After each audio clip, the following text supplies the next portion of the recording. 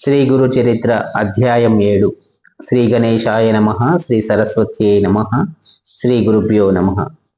నామధారకుడు సిద్ధయోగికి నమస్కరించి, స్వామి, ఈ గోకర్ణ క్షేత్ర మహిమ ఇంకొంచెం విపులంగా వివరించండి.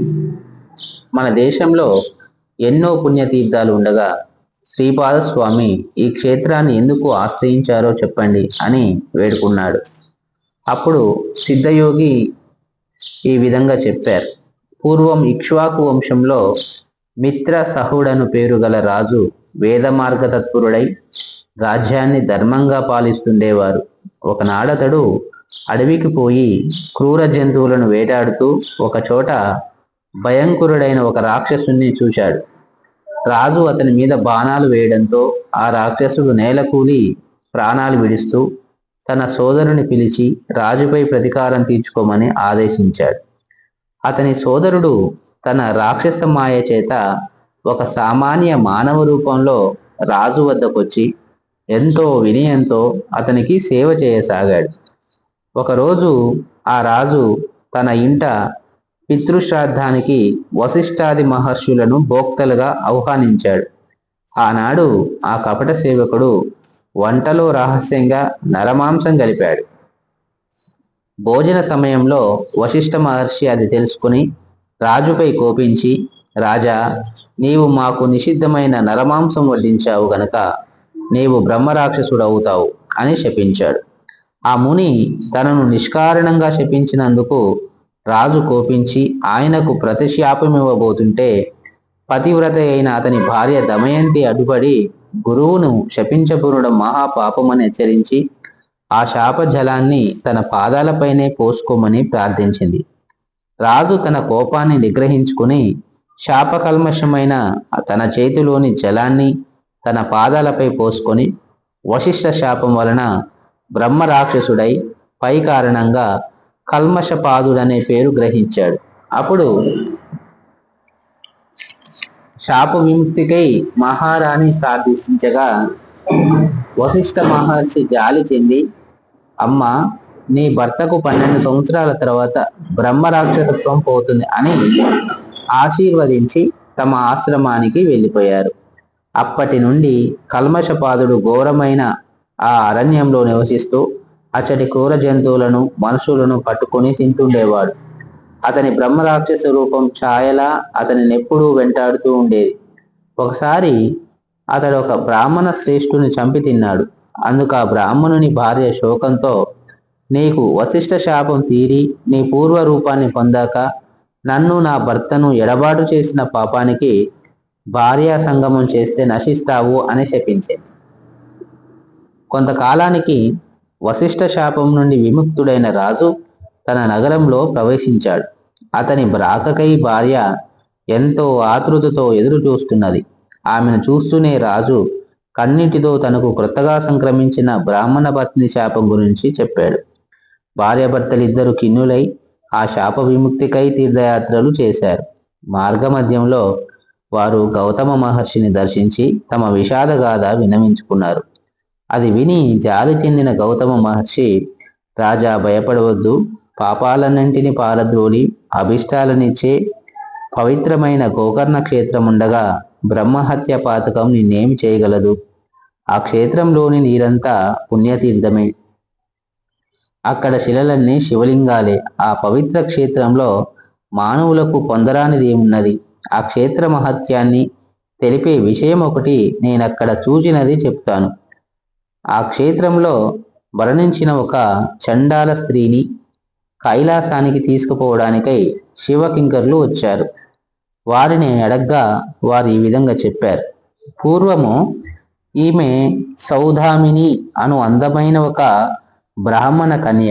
ఆమెకు యుక్త వయసు దాటిన తర్వాత ఆలస్యంగా ఒక పేద బ్రాహ్మణితో ఇష్టం లేని వివాహం బలవంతంగా చేశారు. కొద్ది కాలానికి ఆమెకు పిల్లలు కలగక ముందే ఆ బ్రాహ్మణుడు మరణించాడు. ఆమె కామవశం చేత ఒక కోమటి వాణిని ఉంచుకున్నది. జారత్వం ఎన్నటికీ దాగదు కదా. త్వరలో ఆ రహస్యం బంధువులందరికీ తెలిసి వారామెను వెలివేసి ప్రాయశ్చిత్తం చేసుకున్నారు. అప్పటి నుండి ఆమె నిర్భయంగా ఆ వైశ్యునితో జీవించనారంభించింది. అతని దుస్సాంగత్యంతో మద్యపానానికి కూడా అలవాటు పడింది. ఒకనాడు ఆమె కళ్ళు త్రాగిన మైకంలో ఆవు దూడను ఒకదానిని మేక అనుకొని చంపి దాని తలను మరునాటికని దాచి మిగిలిన దేహాన్ని వండుకొని భుజించింది. మరునాడు విటుడు రాగానే ఆమె వంట చేయబోయి ఆవు దూడ శిరస్సును చూసి నిజాన్ని కప్పిపుచ్చుతూ అయ్యయ్యో, ఆవు దూడను పులి తినిపోయింది అని వలవలా ఏడ్చింది. ఆమె ఇటువంటి పాపాలనేకం చేసి నరకంలో శిక్షలు అనుభవించి కర్మశేషం వలన ఈ జన్మను పొందింది. ఈ జన్మలో ఆమె పుట్టుగ్రుడ్డి కుష్టి రోగి అయి కొంతకాలం పాటు తన తల్లిదండ్రుల చేత పోషించబడింది. వారు మరణించాక దిక్కులేక ఆకలితో అలమటిస్తూ ఒక శివరాత్రి నాడు అందరినీ భిక్ష కోసం యాచించింది. ఆనాడు అన్నం ఎవరు వండరు గనక ఆమె చేతిలో కొద్ది మారేడు దళాలు మాత్రం ఉంచారు. అవి తినడానికి పనికిరావని తలచి ఆమె వాటినన్నింటినీ జారవిడిచింది.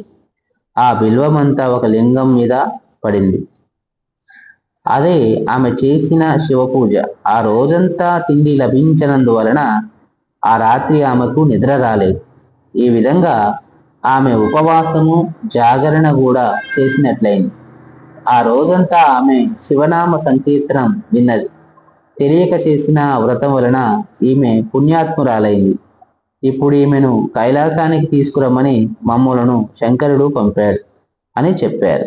అప్పుడు శివదూతలు ఆమె మృతదేహంపై అమృతం చల్లి దేవ విమానం మీద ఆమెను కైలాసానికి వెళ్ళారు. అబుద్ధిపూర్వకంగా చేసిన ఆమె వ్రతానికే ఇంతటి ఫలితం ఉంటే ఇక మీరు బుద్ధిపూర్వకంగా చేసిన దాని ఫలితం చెప్పతరమా? కనుక ఓ రాజా, నీవు గోకర్ణ క్షేత్రానికి వెళ్ళి మహాబలేశ్వరుని సేవించు, బ్రాహ్మణి శాపం నుండి విముక్తుడవుతావు అని గౌతమ మహర్షి ఆ క్షేత్ర మహత్యాన్ని ఇంకా ఇలా వివరించారు. గోకర్ణం అంతటి పవిత్ర క్షేత్రం ఇంకొకటి లేదు. మిగిలిన క్షేత్రాలన్నీ చంద్రుడు నక్షత్రాల వంటివనుకుంటే గోకర్ణం పాపం అనే కారు చీకట్లను నశింపజేసే సూర్యుని వంటిది. ఆ క్షేత్ర దర్శనము స్మరణముల వలన కూడా సర్వ పాపాలు నశిస్తాయి. అక్కడ ఇంద్రాది దేవతలందరూ తపస్సు చేసి శివానుగ్రహం వలన తమ అభీష్టాలు పొందారు.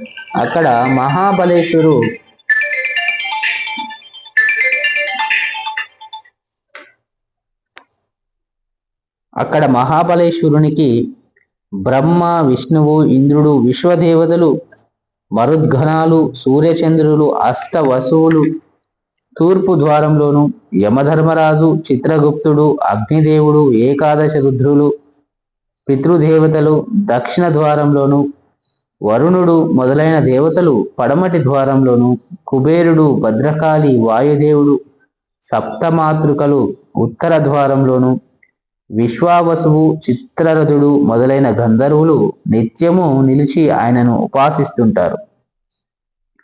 కశ్యపుడు, అత్రి, వశిష్ఠుడు, కణువుడు మొదలైన మునీశ్వరులు కృతయుగంలో విశ్వామిత్రుడు, జాబాలి, భరద్వాజుడు మొదలైన మహర్షులు, సనక సనందనాది బ్రహ్మ మానసపుత్రులు, నారదాది దేవర్షులు, సిద్ధులు, సాధ్యులు, మునీశ్వరులు, యతులు నిత్యము గోకర్ణేశ్వరుని ఉపాసిస్తూ ఉన్నారు. రావణుడు మొదలైన రాక్షసులు కూడా ఆ క్షేత్రంలో తపస్సు చేసి శివుని నుండి వరాలు పొందారు. కనుకనే ఈ క్షేత్రంలో చేసిన తపస్సు, ఆధ్యాత్మిక సాధనలు 1,00,000 రెట్లు మంచి ఫలితం ఇస్తాయి. అప్పుడు ఆ రాజు భార్య సమేతంగా గోకర్ణం వెళ్ళి మహాబలేశ్వరుని సేవించి శాపముక్తుడయ్యాడు. కనుక ఓ నామధారక, ఎందరో సజ్జనులకు ఆశ్రయమైన గోకర్ణ క్షేత్రం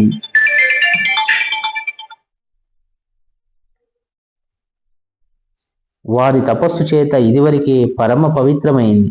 అందుకే గణపతి అక్కడ శివుని లింగాన్ని స్థాపించడం కూడా జరిగింది. అందుకే సాధు జీవనుడైన శ్రీపాదస్వామి కూడా ఆ క్షేత్రాన్ని దర్శించి అక్కడ 3 సంవత్సరాలుండి ఆ క్షేత్ర మహత్యాన్ని పునరుద్ధరించారు. తరువాత ఆయన కృష్ణా తీరంలోని కురుపురానికి వెళ్ళి అక్కడ తమ స్థూల రూపాన్ని మరుగుపరిచారు. శ్రీ దత్తాయ గురవే నమ. శ్రీ శ్రీపాద శ్రీ వల్లభాయ నమ. శ్రీ నృసింహ సరస్వత్యై నమో నమ.